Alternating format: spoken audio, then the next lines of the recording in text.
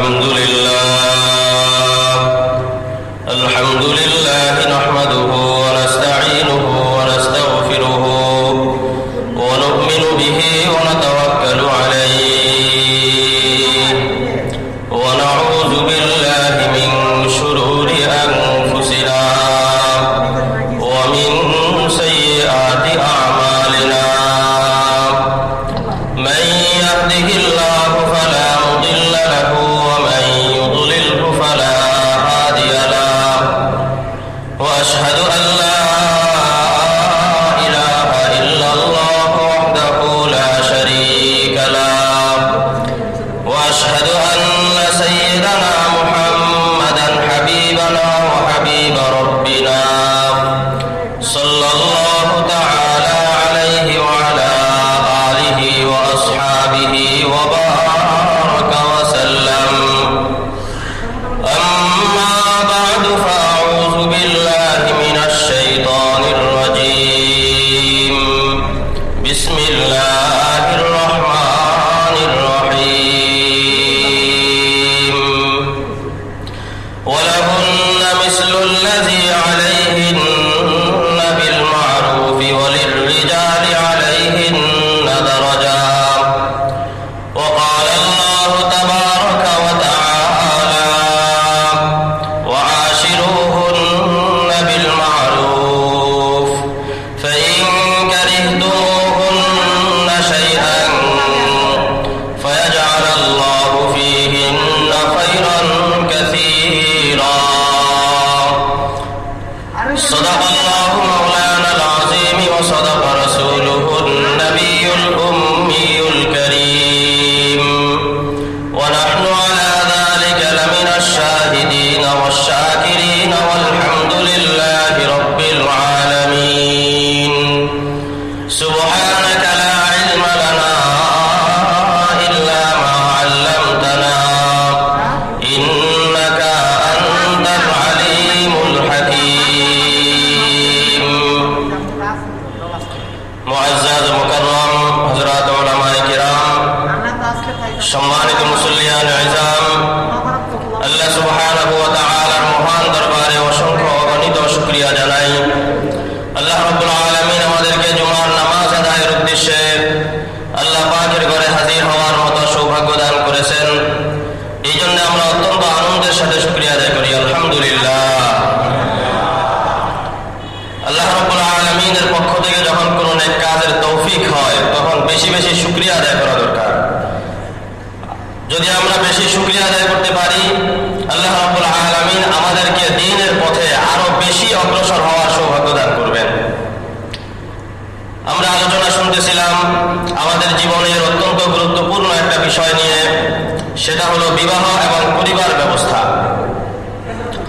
আলোচনা করতে করতে আমরা প্রায় শেষ পর্যায়ে চলে এসেছি আমাদের আল্লাহ রাসূল সাল্লাল্লাহু আলাইহি ওয়াসাল্লাম বলেন বিবাহকে তোমরা সহজ করো বিবাহের উপযুক্ত পাত্র পাত্রী পাওয়া গেলে আর দেরি করবে না যদি তোমরা দেরি করো তাহলে তোমাদের সমাজের মধ্যে মহা বিপর্যয় সৃষ্টি হবে এইজন্য বিবাহকে সহজ করা মূল কথা হলো বিবাহকে কি করা সহজ করা অতিরিক্ত যে সমস্ত বিষয় আমরা বিবাহের সাথে সংযুক্ত করে দিয়ে বিবাহকে আজকে আমরা অনেক কঠিন করে ফেলছি যুবক ভাইয়েরা বিবাহের কথা মনে উঠলেই কত কিছু তাদের মাথার মধ্যে চলে আসে যে এত কিছু ব্যয় করার মতো ক্ষমতা তো এখনো আমার হয় নাই যার কারণে সে বিবাহের পথে না হেঁটে অন্যায় পথে হাঁটাটা তার জন্য তখন সহজ হয়ে যায়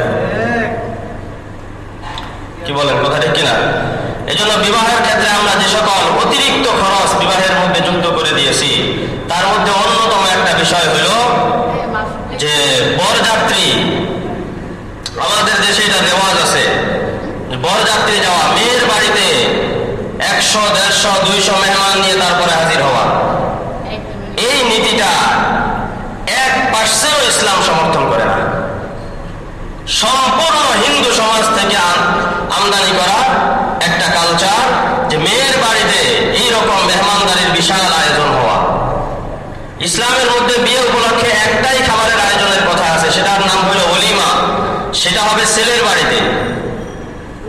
সাহাবায়ে কেরাম এটা বুঝতেনই না যে মেয়ের বাড়িতে কোনো আনুষ্ঠানিকতা আছে।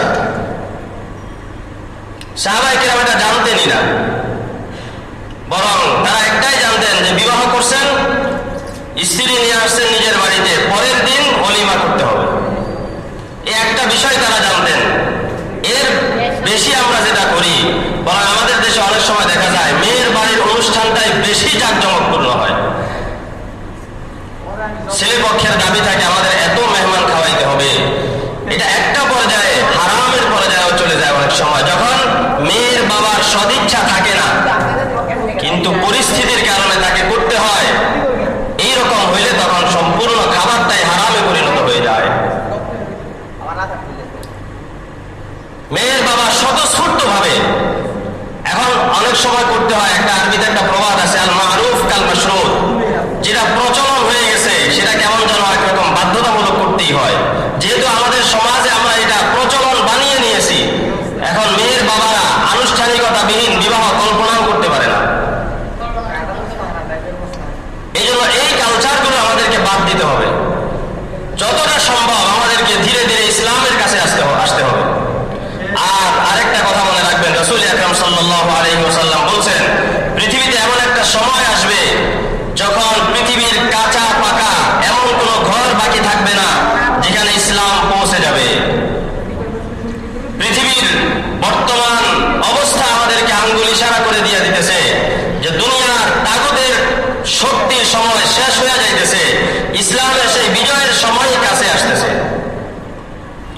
এই জন্য এখন থেকে যারা ইসলামের যত কাছে আসতে পারবেন, ইসলামী শিক্ষায় যত শিক্ষিত হতে পারবেন, ইসলাম নিজের মধ্যে যত বেশি ঢুকাতে পারবেন, আগামী বিশ্বের নেতৃত্ব আপনারা দিতে পারবেন। আর ইসলাম থেকে দূরে যাবেন তো আস্থা করে নিক্ষিপ্ত হয়ে যাবেন, আপনার কোনো মান মর্যাদা দুনিয়াতে থাকবে না।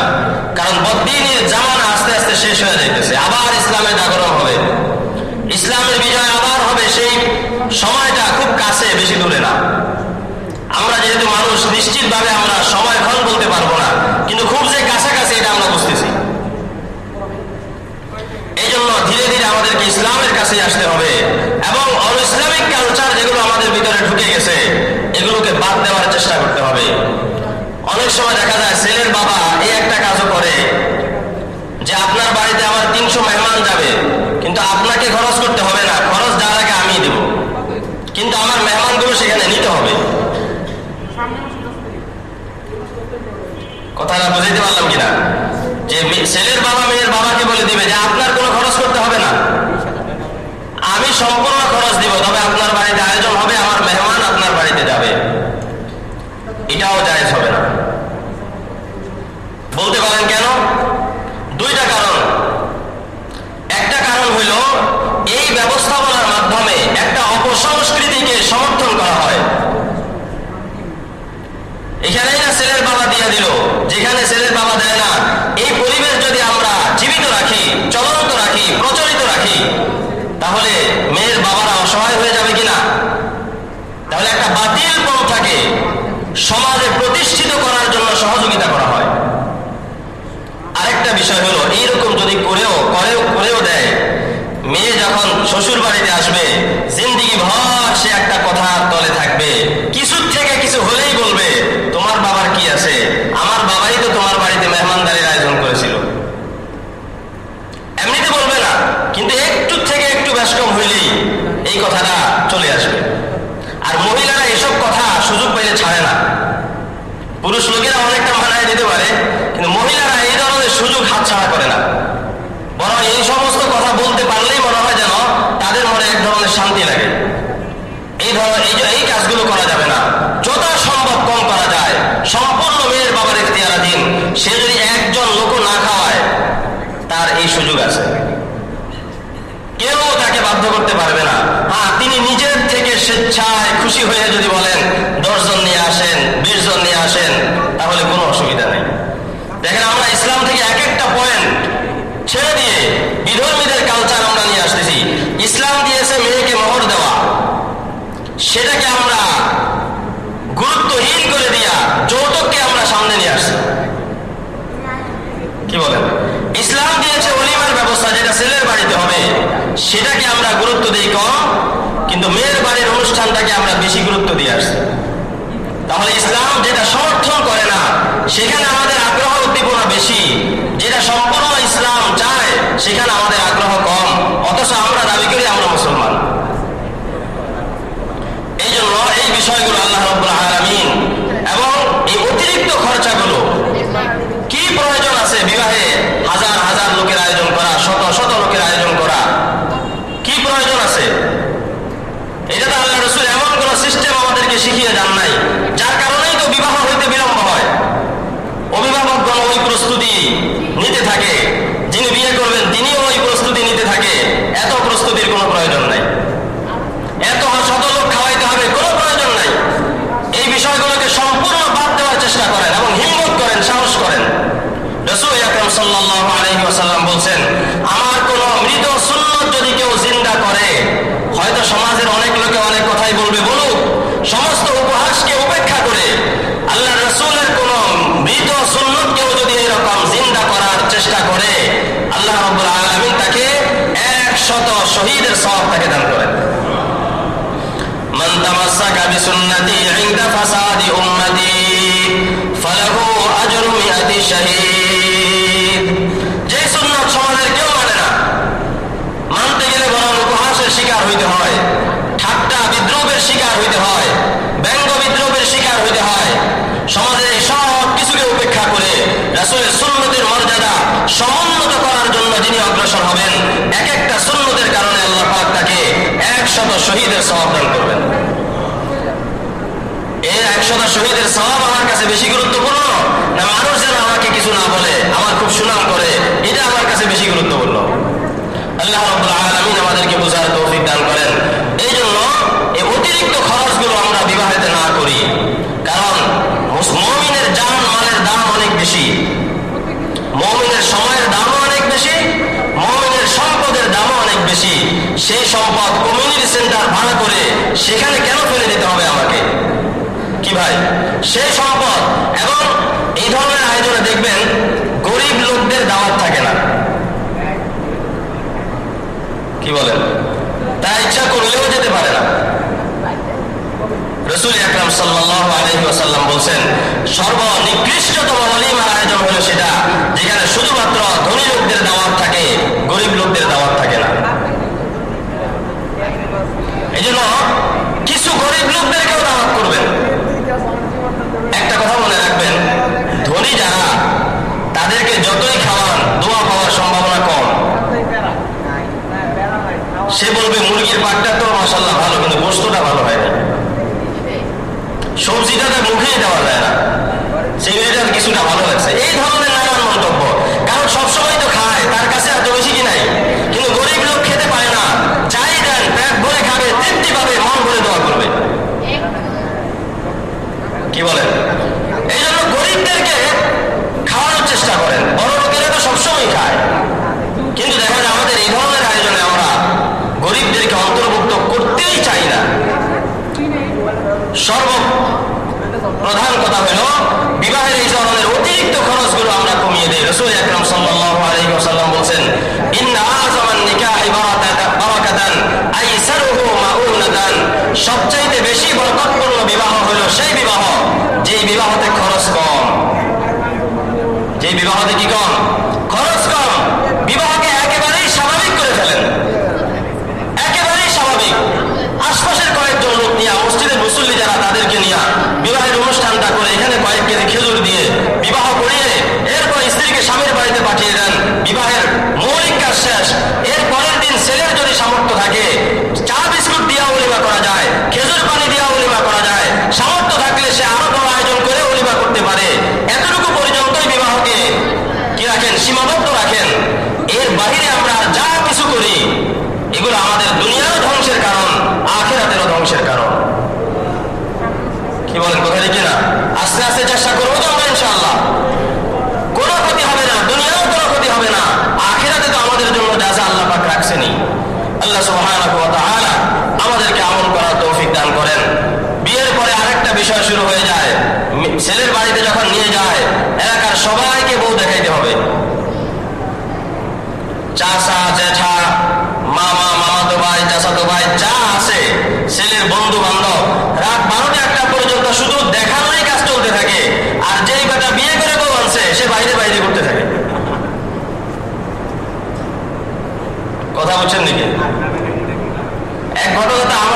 করছে, বিয়ের দিন কোন এক কারণে রাগ করে আমি যাই নাই।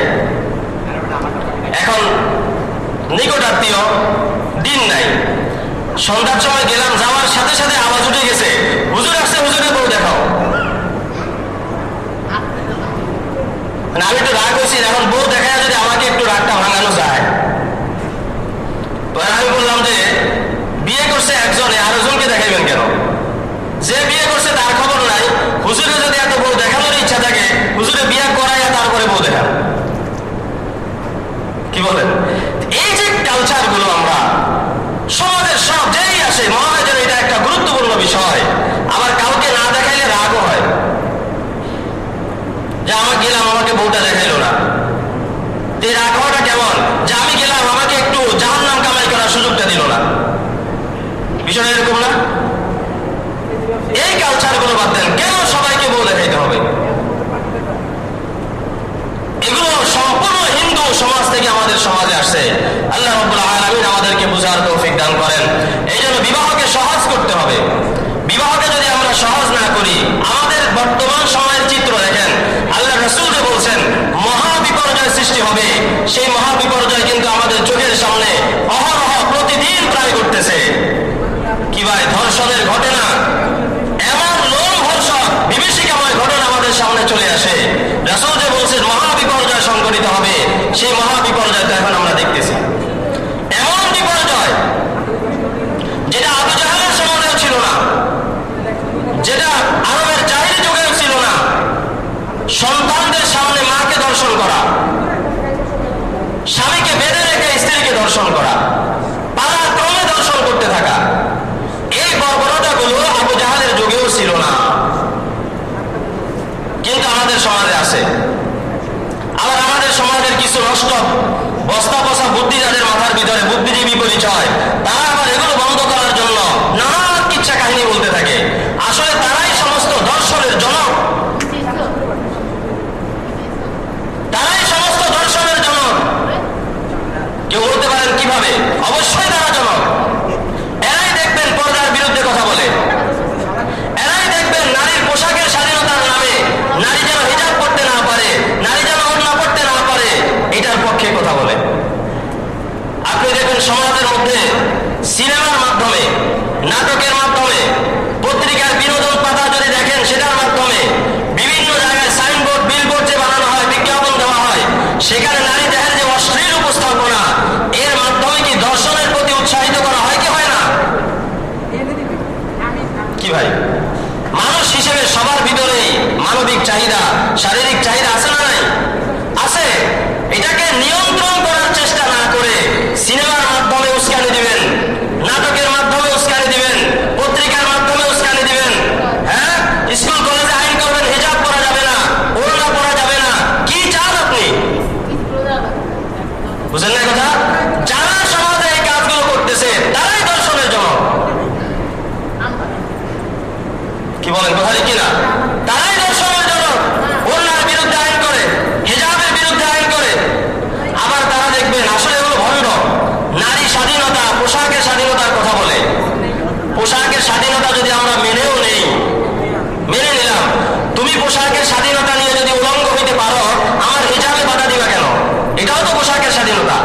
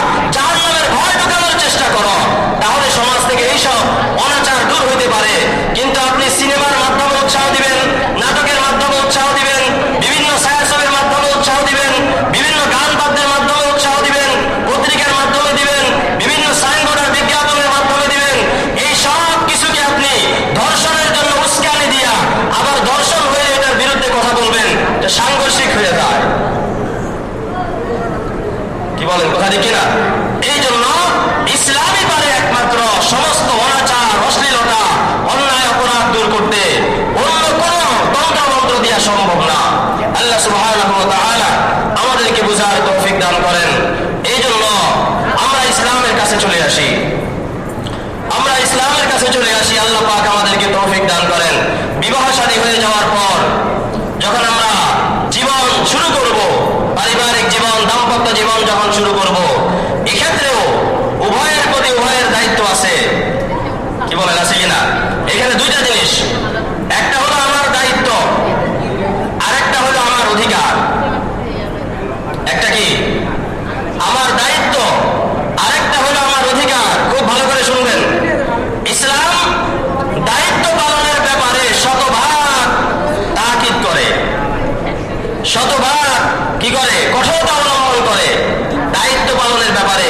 আর নিজের অধিকার আদায়ের ব্যাপারে ইসলাম বলে, যা কিছু পাও এর জন্য শুকর করো, যেটা পাইতেছো না এটার জন্য সবর করো। এটার জন্য কি করো? সবর করো। খুব ভালো করে চিন্তা করলে দেখবেন। আর পাশ্চাত্য সমাজ, পাশ্চাত্য জেনারেল শিক্ষা, আধুনিক শিক্ষা, সেখানে অধিকার আদায়ের চেতনাটাই বেশি শিক্ষা দেওয়া হয়, দায়িত্ব পালনের শিক্ষা কম দেওয়া হয়। আর যার কারণে দেখবেন একেবারে উপরের লেভেল থেকে নিয়ে সর্বনিম্ন লেভেল পর্যন্ত আমরা জনগণ, আমরা চাই সরকার আমাদের জন্য এটা করে না কেন, ওটা করে না কেন, সরকার আমাদেরকে এটা দেওয়া দরকার, ওটা দেওয়া দরকার। অর্থাৎ সরকার থেকে আমাদের অধিকার আদায়ে আমরা যতটা না সচেতন, কিন্তু সরকারের ট্যাক্স গুলো সুন্দর মতে দেই, সরকারকে সহযোগিতা করে সরকারের ভালো কাজে, হ্যাঁ, ওইসব কাজে আমাদের আগ্রহ সচেতনতা ওই পরিমাণ দেখা যায় না। আবার সরকারের ক্ষেত্রেও জনগণ থেকে ট্যাক্স নেওয়ার যে পরিমাণ তাদের সচেতনতা, জনগণের প্রতি তাদের দায়িত্ব আদায় করার সেই পরিমাণ সচেতনতা দেখা যায় না। কিন্তু ইসলাম দিয়েছে উল্টোটা, দায়িত্ব পালন করো শতভাগ, প্রত্যেকে নিজের দায়িত্ব পালন করো, আর তোমার যা পাওনা এটার ব্যাপারে সবর করো। সমাজের প্রত্যেকটা শ্রেণীর মধ্যে যখন এই বিষয়টা চলে আসবে, আপনি দেখবেন মালিক শ্রমিক, মালিক চায় শ্রমিক থেকে ভালোভাবে কাজ আদায় করে নেই, কিন্তু শ্রমিকের বেতন ভাতা সুন্দর মতে দেওয়ার ওই পরিমাণ আগ্রহ তার থাকে না। আবার শ্রমিকদের ক্ষেত্রেও মালিকের থেকে বেতন ভাতা সুবিধা আদায় করার যে পরিমাণ মানসিকতা, মালিকের কাজটা সুন্দরভাবে করে দেয়, ওটার ওই পরিমাণ মানসিকতা থাকে না। সেখানে হলে যেভাবে মালিককে বুঝ দিতে পারি। কি ভাই, কথা ঠিক কিনা? আমাদের সমাজের প্রতিটি স্তরে এই মানসিকতা কাজ করতেছে। এর উল্টোটা যদি হইতো, প্রত্যেকে তার দায়িত্ব সচেতন, আর অধিকারের ব্যাপারে পাইলে শুকর, না পাইলে সবর। হ্যাঁ, দায়িত্বের ব্যাপারে সবাই সচেতন, কিন্তু অধিকারের ব্যাপারে পাইলে শুকর, না পাইলে কি সবর। সমাজের সকল স্তরের মানুষের মধ্যে, সাহাবায়ে কেরামদের মধ্যে এটা ছিল, যার কারণে শান্তি ছিল, যার কারণে কি ছিল। এখন দেখবেন সারি অধিকার আন্দোলন, নারী অধিকার আন্দোলন, শ্রমিক অধিকার আন্দোলন, অমুক অধিকার আন্দোলন, অধিকার আদায়ের ক্ষেত্রে যত মেহনত, যত চিন্তা, যত চেতনা, কিন্তু আমার দায়িত্ব তো আছে, সেটা আমি যথাযথভাবে পালন করছি কিনা। এই জন্য দাম্পত্য জীবনের ক্ষেত্রেও, দাম্পত্য জীবনের ক্ষেত্রেও প্রত্যেকের দায়িত্বটা আগে ভালোভাবে বোঝা দরকার। স্বামী নিজে বোঝা দরকার আমার কি পরিমাণ দায়িত্ব স্ত্রীর প্রতি, এটা আমি শতভাগ পালন করি। হ্যাঁ, স্ত্রী থেকে আমার কি পাওয়ার, এটার ব্যাপারে আমি পাইলে শুকর, না পাইলে সবর করি। স্ত্রীও যদি এভাবে চলে যে আমার দায়িত্ব স্বামীর প্রতি যে পরিমাণ শতভাগ পালন করি, কিন্তু স্বামী থেকে আমার যা পাওয়ার পাইলে শুকর করি, না পাইলে সবর করি, এইভাবে যদি চলতে থাকে ইসলামের এই শিক্ষা।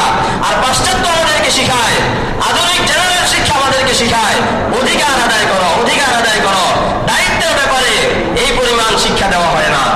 যার কারণে দেখবেন স্বামী স্ত্রী দুজনে যদি অধিকার, অধিকার, আমার এটা অধিকার, আমার এটা অধিকার, স্বামী চায় স্ত্রী থেকে সব অধিকার আদায় করতে, স্ত্রীও চায় স্বামী থেকে সব অধিকার আদায় করতে, দায়িত্বের ব্যাপারে খবর নাই, এই সম্পর্ক টিকবে না।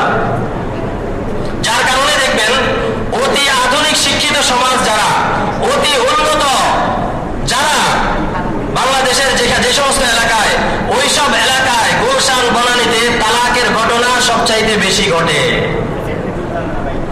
কারণ সবাই খালি অধিকার চায়, দায়িত্বের ব্যাপারে সচেতন না। এই জন্য ইসলাম বলছে দায়িত্বের ব্যাপারে বেশি সচেতন হও, অধিকারের ব্যাপারে যা পাও কি হও, শুকর আদায় করো, যা পাও না তার ব্যাপারে সবর করো। আর আপনি দেখবেন এইটা যদি হয়, তখন আল্লাহর রহমত হবে, বরকত হবে, আল্লাহর পক্ষ থেকে সাহায্য আসবে। এবং এটা একেবারেই স্বাভাবিক। আপনি যদি দেখেন আপনার একজন কর্মচারী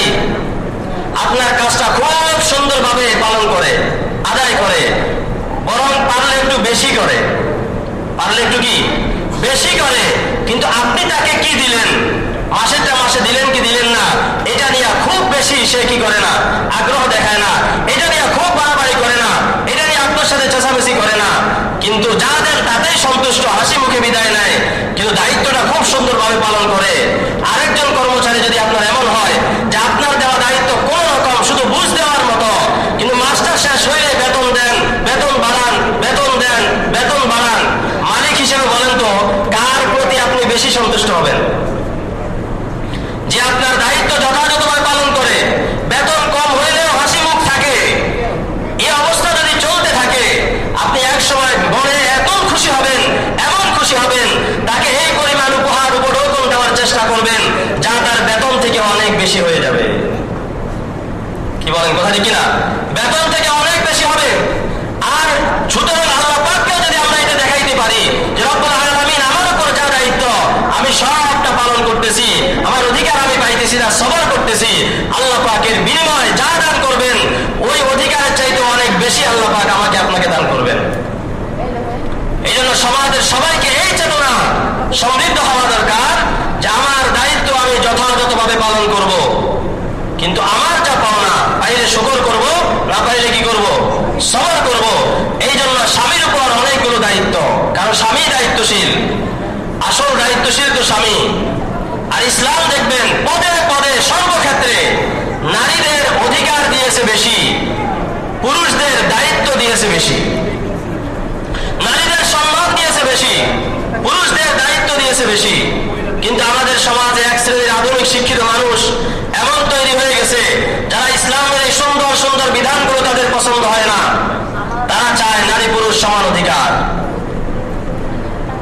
আপনি দেখেন বিবাহের ক্ষেত্রে, দেখেন বিবাহের যাবতীয় খরচ কার উপর ইসলাম, কার উপর বর্তিয়েছে? ছেলের উপর, মেয়ের উপর কোনো খরচ নাই। তাহলে কি ইসলাম, এখন আপনি যদি সমান সমান বলেন তাহলে কি মেয়েকে অধিকার দিলেন না অধিকার থেকে বঞ্চিত করলেন? এরা আসলে অধিকারের নামে মেয়েদেরকে বঞ্চিত করে। বিবাহ হওয়ার পর ছেলে মেয়েকে মোহর দিতে হবে, এটা সর্বপ্রথম হক। মেয়ে ছেলেকে কি দিবে? কিছুই দেওয়ার প্রয়োজন নাই। এখন আপনি যদি বলেন সমান অধিকার, তাহলে কি মহিলাদেরকে ঠকাইলেন না জিতাইলেন? কি ভাই, ইসলাম বলছে ছেলে মেয়েকে মোহর দিতে হবে, মেয়ে ছেলেকে কিছুই দেওয়ার কোনো নিয়ম নাই। আর আপনি বলতেছেন সমান, তাহলে সমান করে আপনি কি মেয়েদের অধিকার আবার বলে অধিকার? আর বর্তমান বিশ্বের সবচাইতে বড় পলিসি হলো এটা, বিচারের নামে অবিচার, অধিকারের নামে অধিকার হরণ করবে, করবে অবিচার বলবে বিচার, করবে অধিকার হরণ বলবে আমি তোমার অধিকার বাস্তবায়ন করলাম। এই যে এখানে করতেছে। এরপর ইসলাম বলছে মোহরানা, যতদিন পর্যন্ত স্বামী মোহরানা আদায় করবে না ততদিন পর্যন্ত স্বামী স্ত্রীর কাছে ঋণী থাকবে, ঋণী থাকবে। আমরা যারা এখনো মোহর আদায় করতে পারি না, আমরা ঋণী আছি, এটা পরিশোধ করে দিতে হবে। 2 নম্বর বিষয় হলো ছেলের উপর দায়িত্ব হলো মেয়ের থাকার ঘরের ব্যবস্থা করা।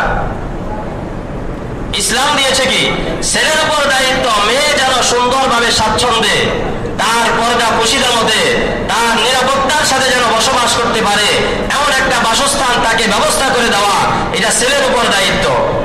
ছেলে কোথায় থাকবে এটা মেয়ের উপর কোনো দায়িত্ব নাই। এখন যারা সমান অধিকারের কথা বলতেছে, ইসলাম বলতেছে মেয়ের থাকার ব্যবস্থা করতে হবে ছেলেকে। এখন আপনি যদি সমান অধিকারের কথা বলেন তাহলে কি মেয়ে কি ঠকে গেল না জিতে গেল? অধিকার বঞ্চিত হইল না অধিকার পাইল? এরপরে ইসলাম বলছে, এবং এখানে মনে রাখবেন আমাদের সমাজে একটা বিষয় আছে, বিয়ে করার পরেও দেবরের সাথে মানে সবাই মিলে একসাথে বসবাস করার একটা অবস্থা আমাদের সমাজের মধ্যে আছে। ইসলাম এটাকে পছন্দ করে না। বিয়ে হওয়ার পর যদি সম্ভব হয় ছেলেকে আলাদা করে দিতে হবে, এটাই ইসলাম চায়। আমাদের দেশে এটাকে ভালো মনে করা হয় না। অন্তত এতটুকু অবশ্যই করতে হবে, ছেলের জন্য ওই মেয়ে বউ থাকার জন্য আলাদা একটা কামরা, আলাদা একটা বাথরুম, আলাদা একটা গোসলখানা, তার জন্য সম্পূর্ণরূপে ব্যবস্থা করার দায়িত্ব স্বামীর উপর ওয়াজিব। যদি একবার সম্পূর্ণ আলাদা নাও হন, কিন্তু স্ত্রী যেন তার সমস্ত কাজগুলো তার নিজের মতো করে তাকে দেওয়া। যে বাথরুম দেবর ব্যবহার করে সেই বাথরুম ভাবিও ব্যবহার করবে, ইসলাম এটাকে জায়েজ মনে করে না। হয়তো সম্পূর্ণ আলাদা, কিন্তু মা বাবার অধিকার, মা বাবার হক আবার ঠিকই আদায় করতে হবে। এখন মা বাবার অনেকে মনে করে তাহলে মা বাবার হক মা বাবার জায়গায়, কিন্তু স্ত্রীর নিরাপত্তা স্ত্রীর জায়গায়। তার জন্য হয়তো আলাদা বাসস্থান, না হয় এমন বাসস্থানের ব্যবস্থা করতে হবে, আলাদা কামরা, স্বামীর সাথে যেন একান্ত সে মিলিত হইতে পারে, একান্ত যেন মিলিত হইতে পারে, রাত্র দিন যখন ইচ্ছা তখন। এই ব্যবস্থাপনা করা স্বামীর উপর দায়িত্ব। এরপর স্ত্রীর খাওয়ার ব্যবস্থা করা, স্বামীর একবেলা খাওয়ার ব্যবস্থা করা স্ত্রীর উপর দায়িত্ব নাই, কিন্তু স্ত্রী মরণ পর্যন্ত যতদিন বৈবাহিক অবস্থা বাকি থাকে তার খানার পড়ার ব্যবস্থা করা স্বামীর দায়িত্ব। এখন যারা সমান অধিকারের কথা বলে, কি ভাই, যারা বলে সমান অধিকার আমরা চাই, তো সমান অধিকার করলে তো নারীদেরকে অনেক ঠকানো হয়।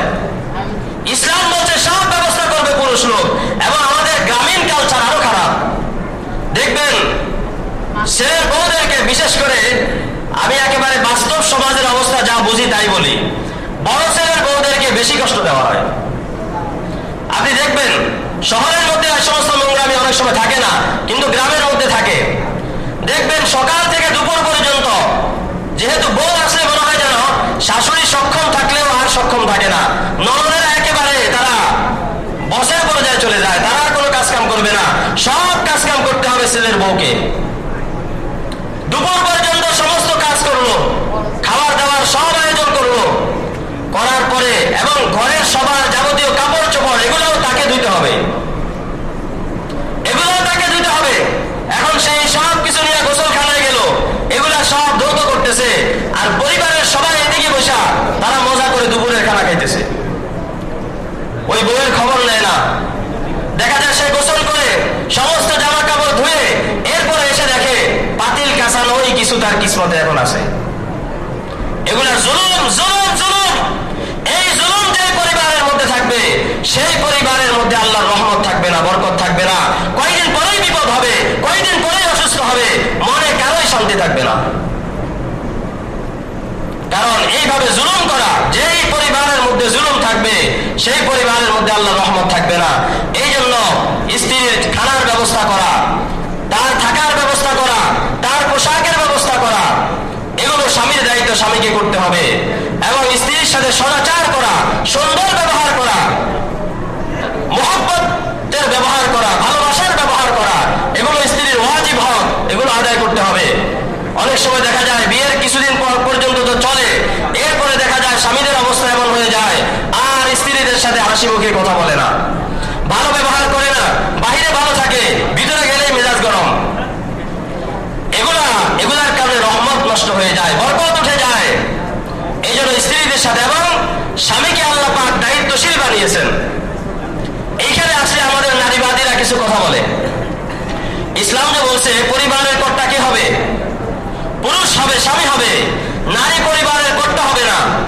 এই সমস্ত ব্যাপারগুলো নিয়ে তারা বেশি কথা বলে, যে এখানে তো নারীকে নিচে নামানো হইলো, পুরুষকে উপরে উঠানো হইলো।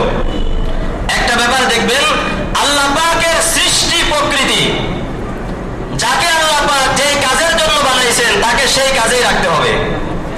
আগুনের কাজ আগুনে করবে, পানির কাজ পানি করবে। আপনি যদি বলেন আগুন পানি সমান অধিকার, আগুন দিয়ে ঠান্ডা করার চেষ্টা করেন, পানি দিয়ে গরম করার চেষ্টা করেন, হবে না। কি বলেন, কথা ঠিক কিনা?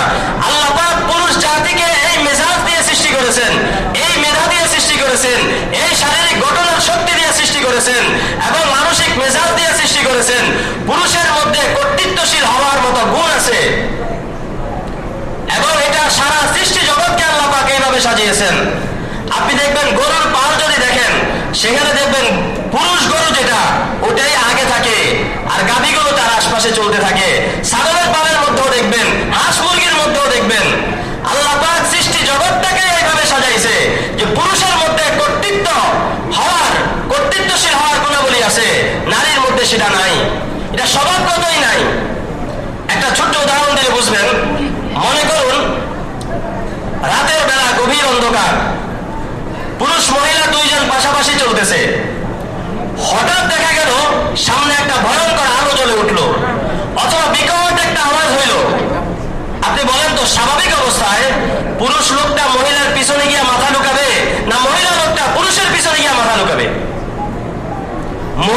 পুরুষের আশ্রয় চলে আসবে, চিন্তা করতে হবে না, এটাই তার স্বভাব। আল্লাহ পাক এই স্বভাব দিয়ে সৃষ্টি করেছেন, নারী পুরুষের অধীনে থাকবে, এর মধ্যেই নারীর কল্যাণ। আল্লাহ পাকের সৃষ্টি প্রকৃতির বিরুদ্ধে যারা কথা বলে, এরাই সমাজের সমস্ত অশান্তির কারণ। আল্লাহ পাক পুরুষকে দায়িত্বশীল বানিয়েছেন, এবং মহিলাদের অনেক অবস্থা এমন থাকে, মহিলারা মাসে 1 সপ্তাহ অসুস্থ থাকে, এই সময় সামাজিক নেতৃত্ব দেওয়ার উপযোগী থাকে না, পেটে সন্তান ধারণ করতে হয়, সন্তান লালন পালন করতে হয়। এই কাজগুলো করার জন্য ঘর তার জন্য বেশি উপযোগী না অফিস বেশি উপযোগী? কি ভাই, মহিলাদেরকে আল্লাহ পাক ঘরের ইজারার কাজের জন্যই বানিয়েছেন, এটাই তার জন্য উপযোগী। পুরুষকে বানিয়েছেন এই কাজের জন্য, বাহিরে যাও, পরিশ্রম করো, কামাই করো, বাহিরের সমস্ত কাজের দায়িত্ব পুরুষের। এখন পাল্টায়া দিলেন, পাল্টায়া দেওয়ার কারণে এখন আর অশান্তির শেষ নাই। এই জন্য পুরুষকে আল্লাহ পাক দায়িত্বশীল বানিয়েছেন, এবং পরিবারের মধ্যে সদাচার করার, সুন্দর ব্যবহার করার, ভালোবাসাপূর্ণ ব্যবহার করার, এটা সবচাইতে বেশি তাকিদ করেছেন আল্লাহ পাক স্বামীকে। কারণ স্বামী কর্তৃত্বশীল, স্ত্রী তো এমনিতেই অসহায় থাকে। দেখেন, স্বামী থাকে স্বামীর বাড়িতে, নিজের মা বাবার কাছে, তার আশপাশে নিজের ভাই বোনই থাকে, নিজের পরিচিত জায়গায় থাকে, নিজের জন্মস্থানেই থাকে। আর স্ত্রী, তার মা বাবা তার পাশে নাই, তার ভাই বোন তার পাশে নাই, তার জন্মস্থানে সে নাই, সে সম্পূর্ণ নতুন একটা জায়গায়। বলেন তো, ভালোবাসা পাওয়ার সবচাইতে বেশি হকদার কি স্বামী হবে না স্ত্রী হবে? স্ত্রী হবে। এই কারণে ভালোবাসাপূর্ণ আচরণ করা, এবং স্ত্রীর সাথে হাসি তামাশা করা, রং তামাশা করা, ঠাট্টা করা, স্ত্রীর সাথে মজাক করা, এগুলো স্ত্রীর হক, এগুলো ওয়াজিব হক। অনেক ভদ্রলোক এমন আছে, নফল ইবাদত অনেক করে, কিন্তু স্ত্রীর এই সকল হক আদায় করে না।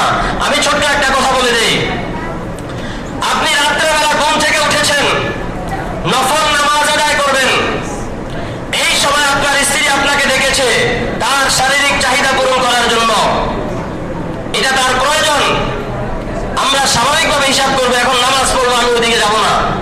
না, শরীয়ত এখন আপনার কাছে এটাই চায়, নফল নামাজ বাদ দিতে হবে, নফল ইবাদত বাদ দিতে হবে, আগে স্ত্রীর চাহিদা পূরণ করতে হবে। এটাই শরীয়ত, এটাই ইসলাম। প্রয়োজনে নফল ইবাদত বাদ হবে, কিন্তু স্বামী হলে স্ত্রীর হক আদায় করতে হবে, স্ত্রী হলে স্বামীর হক আদায় করতে হবে। এই কারণে স্ত্রীদের জন্য জায়েজ নাই স্বামীর অনুমতি ছাড়া নফল রোজা রাখা। স্বামী অনুমতি দিলে রাখতে পারবে, কারণ স্ত্রী নফল রোজা রাখলো, স্বামীর দিনের বেলা চাহিদা হইলো, তখন কি হবে? এই জন্য স্বামী স্ত্রীর এই সমস্ত ওয়াজিব হক, এগুলো যদি আদায় করা না হয়, এগুলোর ক্ষেত্রে যদি অবহেলা করা হয়, তাহলে সংসারে বরকত থাকবে না, সংসারে রহমত থাকবে না। আল্লাহ রাব্বুল আলামিন এবং আল্লাহর হাবিব সাল্লাল্লাহু আলাইহি ওয়াসাল্লাম বলেন, স্ত্রীর সাথে যত মজাক করবা, যত হাসি তামাশা করবা, যতবার শারীরিক চাহিদা মিটাইবা, স্ত্রীকে যত আনন্দিত করার চেষ্টা করবা, প্রতিটা পদক্ষেপে তোমাকে এক একটা সদকার সওয়াব দেওয়া হবে, এক একটা সদকার সওয়াব দেওয়া হবে। এই জন্য নফল ইবাদতের চাইতেও স্বামী হলে স্ত্রীর চাহিদা পূরণ করা, স্ত্রী হলে স্বামীর চাহিদা পূরণ করার গুরুত্ব ইসলামের মধ্যে অনেক বেশি, যাতে করে বাহিরে তাদের কোনো টান না থাকে, বাহিরে কোনো আকর্ষণ না থাকে, ঘরের মধ্যে দরজন পরিতৃপ্ত হয়ে যায়। এটাই ইসলামের চাওয়া। এটা যদি না হয়, তাহলে বাহিরে অন্বেষণ করা শুরু করবে। কি বলেন, কথা ঠিক কিনা? আল্লাহ রাব্বুল আলামিন আমাদের সকলকে ইসলামের এই সুন্দর সুন্দর বিধানগুলো যথাযথভাবে পালন করার তৌফিক দান করেন। ওয়া আখির দাওয়ানা আলহামদুলিল্লাহি রাব্বিল আলামিন। যাদের সুন্নাত বাকি আছে, কমলাল জুমা 4 রাকাত সুন্নাত পড়ে নেন।